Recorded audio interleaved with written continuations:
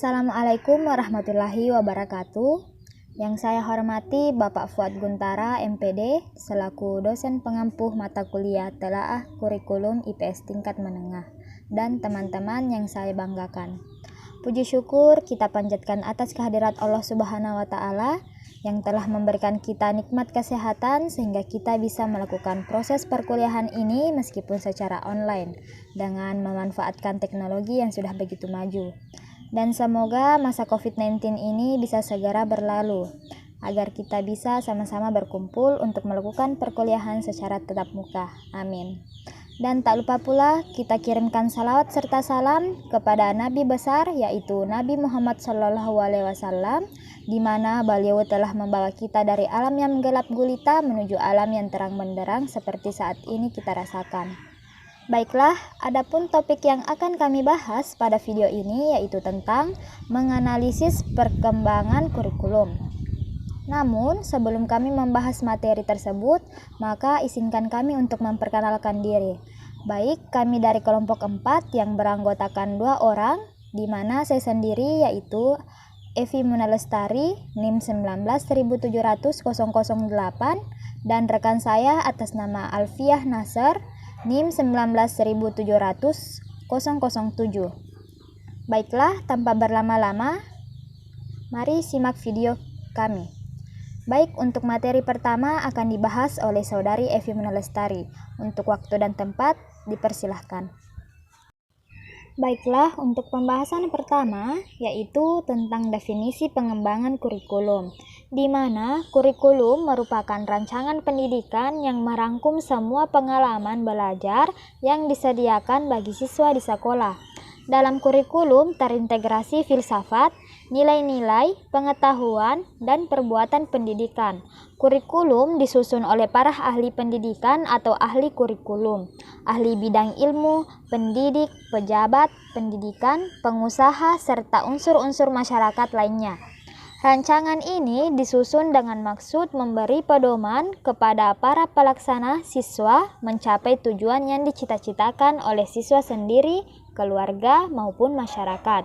Dalam pengembangan suatu kurikulum, banyak pihak yang turut berpartisipasi, yaitu pertama, peranan para administrator pendidikan, di mana peranan para administrator di tingkat pusat atau direktur dan kepala pusat dalam pengembangan kurikulum adalah menyusun dasar-dasar hukum, menyusun kerangka dasar serta program inti kurikulum. Yang kedua, peranan para ahli, di mana pengembangan kurikulum bukan saja didasarkan atas perubahan tuntutan kehidupan dalam masyarakat, tetapi juga perlu dilandasi oleh perkembangan konsep-konsep dalam ilmu.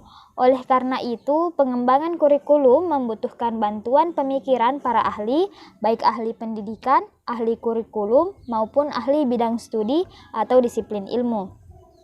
Yang ketiga yaitu peranan guru, di mana guru memegang peranan yang cukup penting baik di dalam perencanaan maupun pelaksanaan kurikulum. Dia adalah perencana, pelaksana, dan pengembang kurikulum bagi kelasnya. Peranan guru bukan hanya menilai perilaku dan prestasi belajar murid-murid dalam kelas, tetapi juga menilai implementasi kurikulum dalam lingkup yang lebih luas. Yang keempat yaitu peranan orang tua murid, di mana orang tua juga mempunyai peranan dalam pengembangan kurikulum. Peranan mereka dapat berkenaan dengan 2 hal. Pertama, dalam penyusunan kurikulum, dan kedua, dalam pelaksanaan kurikulum.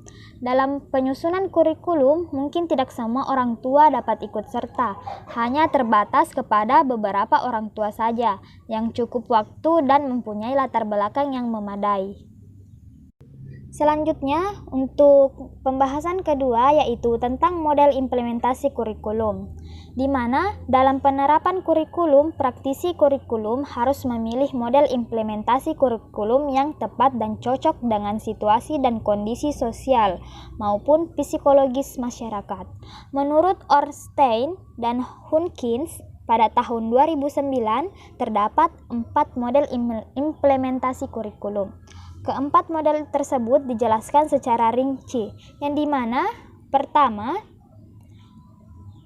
overcoming resistance to change model, di mana implementasi ORC, guru dan administrator memiliki peluang dan kesempatan yang sama dalam menghadapi perubahan ataupun tantangan. Dalam menggunakan model implementasi ORC, pendidikan harus peka terhadap pribadi orang, tugas-tugas terkait, dan kesadaran akan dampak terkait. Jika tidak, orang akan menolak inovasi yang datang atau diperkenalkan.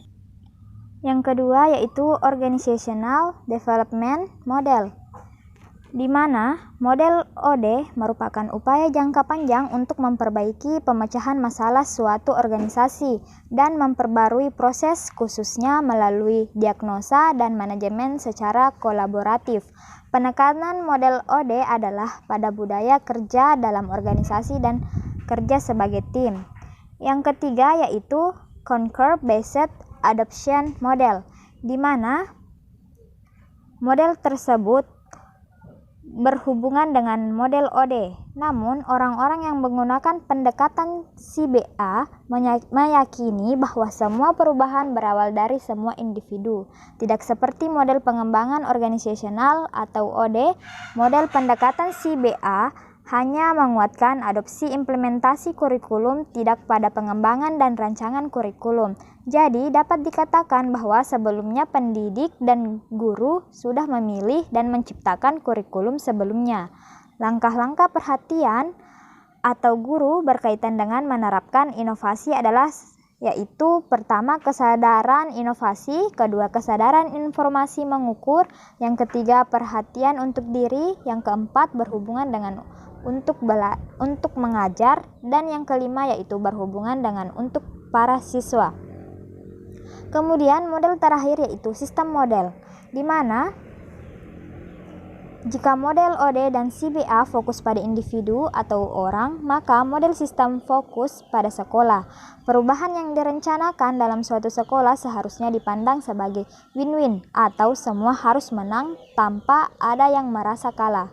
Dalam pengimplementasian perubahan adalah ada potensi konflik antar individu dan juga kelompok, termasuk departemen. Konflik harus diatasi supaya setiap orang bisa menang, baik itu siswa, guru, ketua jurusan, dan juga kepala sekolah. Nah, untuk materi selanjutnya yaitu materi yang ketiga dan keempat akan dilanjutkan oleh rekan saya yaitu Saudari Alfiah Nasar. Untuk waktu dan tempat dipersilahkan.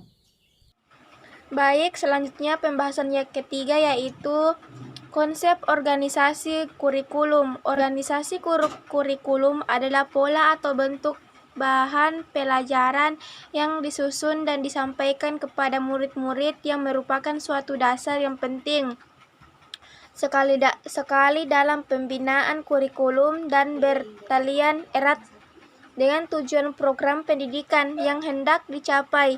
Karena bentuk kurikulum turut menentukan bahan pelajaran, urutannya, dan cara menyajikannya kepada murid-murid. Pelaksanaan kurikulum dipengaruhi dan bergantung kepada banyak faktor, terutama sarana belajar, guru, pimpinan pendidikan, dan orang tua murid. Dalam dunia pendidikan dikenal ada dua jenis pola organisasi kurikulum, yaitu subjek matter kurikulum dan kurikulum activity. 1.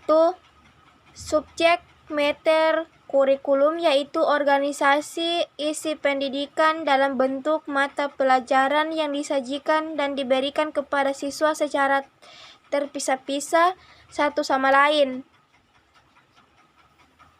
Ciri-ciri yang membedakan di antaranya mata pelajaran diklasifikasikan serta diorganisasikan sesuai dengan bidang keilmuan.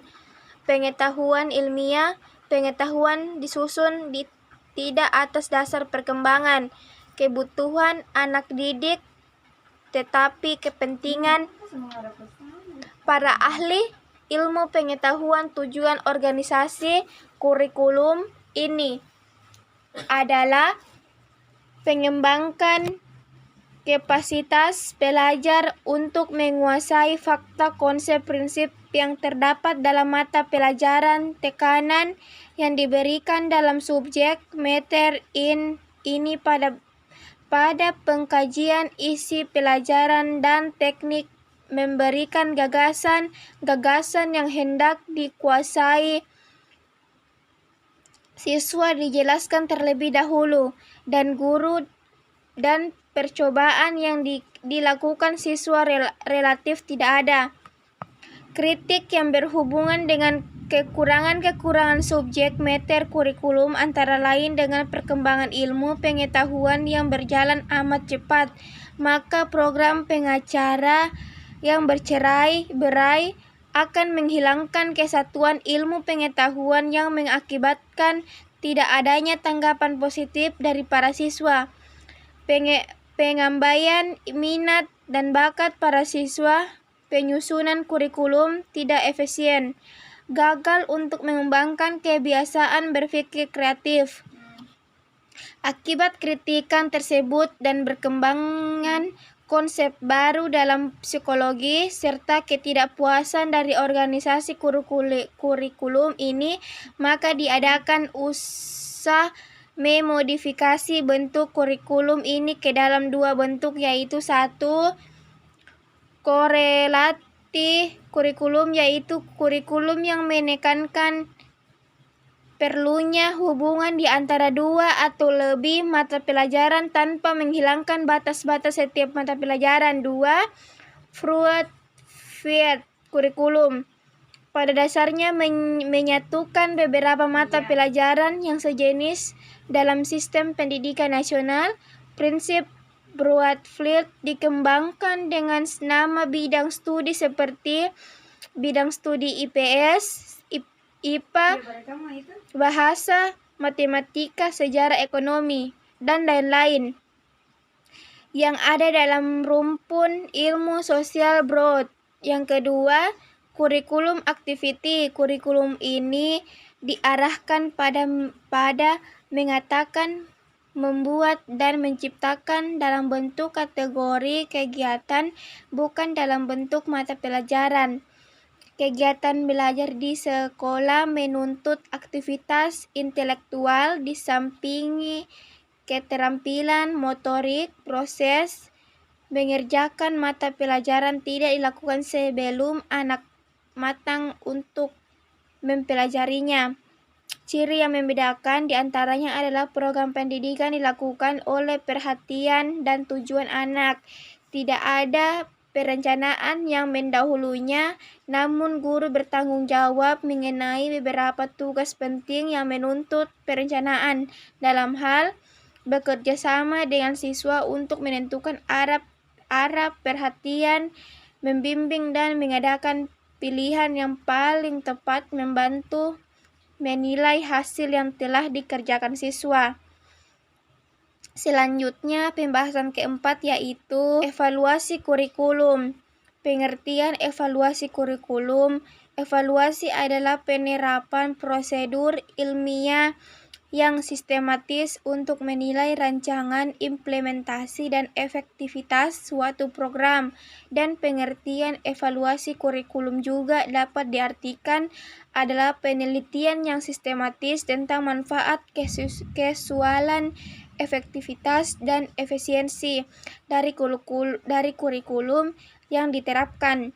Atau evaluasi kurikulum adalah proses penerapan prosedur ilmiah untuk mengumpulkan data yang valid dan reliable untuk membuat keputusan tentang kurikulum yang sedang berjalan atau telah dijalankan. Evaluasi kurikulum ini dapat mencangkup keseluruhan kurikulum atau masing-masing komponen kurikulum, seperti tujuan isi atau metode pembelajaran yang ada dalam kurikulum tersebut. Secara sederhana, evaluasi kurikulum dapat disamakan dengan penelitian karena evaluasi kurikulum menggunakan penelitian yang sistematis, penerapan prosedur ilmiah, dan metode penelitian Perbedaan antara evaluasi dan penelitian terletak pada tujuannya. Evaluasi bertujuan untuk mengumpulkan, menganalisis, dan menyajikan data untuk bahan penentuan keputusan mengenai kurikulum apakah akan direvisi atau diganti. Sedangkan penelitian memiliki tujuan yang lebih luas dari evaluasi, yaitu mengumpulkan, menganalisis, dan menyajikan data untuk menguji teori atau membuat teori baru. Kedua, pentingnya evaluasi kurikulum. Evaluasi kurikulum dapat menyajikan informasi mengenai kesesuaian, efektivitas, dan efisiensi kurikulum tersebut terhadap tujuan yang ingin dicapai dan penggunaan sumber daya, yang mana informasi ini sangat berguna sebagai bahan pembuat keputusan apakah kurikulum tersebut masih dijalankan, tetapi perlu revisi atau kurikulum tersebut harus diganti. Dengan kurikulum yang baru, evaluasi kurikulum juga penting dilakukan dalam rangka penyesuaian dengan perkembangan ilmu pengetahuan, kemajuan teknologi, dan kebutuhan pasar yang berubah. Evaluasi kurikulum dapat disajikan bahan informasi mengenai area-area kelemahan kurikulum sehingga dari hasil evaluasi dapat dilakukan proses perbaikan menuju yang lebih baik. Evaluasi ini dikenal dengan evaluasi formatif. Evaluasi ini biasanya dilakukan waktu proses berjalan. Evaluasi kurikulum juga dapat menilai kebaikan kurikulum, apakah kurikulum tersebut masih tetap dilaksanakan atau tidak, yang dikenal evaluasi sumatif. Yang ketiga, masalah dalam evaluasi kurikulum. Norma dan Saksmit 2002 mengemukakan pada beberapa kesulitan dalam penerapan evaluasi kurikulum, yaitu 1. Kesulitan dalam pengukuran, 2. Kesulitan dalam penerapan randomisasi dan double blind. Yang ketiga, kesulitan dalam menstandarkan intervensi dalam pendidikan. Yang keempat, pengaruh intervensi dalam pendidikan mudah dipengaruhi oleh faktor-faktor lain sehingga pengaruh intervensi tersebut seakan-akan lemah. Baiklah, itulah materi yang sempat kami paparkan tentang materi implementasi pengembangan kurikulum. Apabila ada dari teman-teman yang ingin mengajukan sebuah pertanyaan, silahkan mengajukan pertanyaan pada grup WhatsApp. Saya akhiri dengan ucapan Alhamdulillahirabbil alamin. Wassalamualaikum warahmatullahi wabarakatuh.